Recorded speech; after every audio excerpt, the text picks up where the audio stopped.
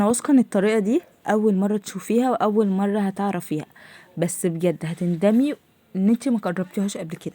حلوه قوي ولذيذه وصحيه وخفيفه وبديله للحمه المفرومه وخطيره بجد، حلوه جدا جدا وهتعجبكم.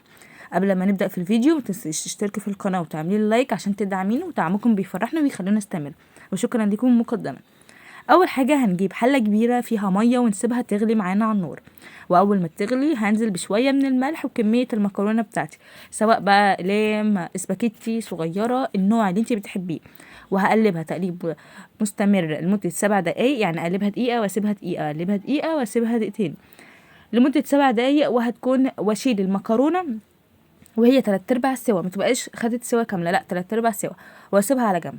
اجيب حله تانية او في نفس الحله براحتك، تحطي حبه من الزيت وعليهم 3 كوسات مبشورين وتقلبيهم. اول ما لونهم يدبل كده معانا هتنزلي ببصل مقطعه كوانح او مكعبات صغيره على حسب عايزه تقطعيه بأنهي شكل انت عايزاه، بصلتين صغيرين او بصلايه كبيره، وعليها بقى حبه من الفلفل الالوان كده حامي وبارد، هيدي لون وطعم حلو قوي للخلطه بتاعتنا. بصي عامليها كانك بتعملي لحمه مفرومه، كانك بتعملي لحمه مفرومه بالظبط، اعملي بيها الكوسه. بجد يا جماعه طعمها حلو قوي، وبجد في المكرونه بتبقى خطيره جدا وتجربه لذيذه واكله اقتصاديه وكتغيير كده على السفره بتاعتك او على الاكل بتاعك.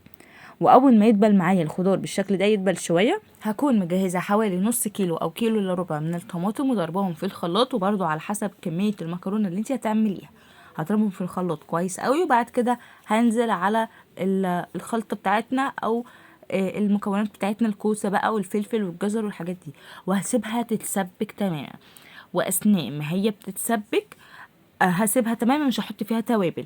ولما تدخل في التسبيك يعني تسبيك 3/4 كده تسبيكه وفضل لها حاجه بسيطه، ابدا اتبلها عشان اضمن ان التوابل طعمها وريحتها يبقوا في قلب الصلصه بتاعتي. هقلبها كده واغطيها.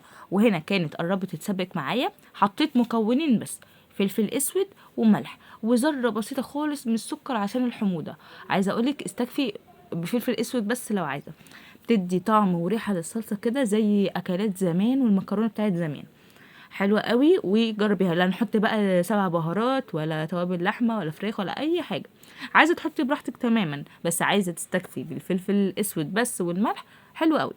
هنقلبهم ونرجع نغطيها تاني وتتسبك معانا، تاخد كمان حوالي 5 دقايق وتكون اتسبكت معايا تماما. الاكله دي تقدري تعمليها جنب بيض مسلوق وسلطه، بانيه لو عايزه، كفته مشويه لو عايزه، شاورما.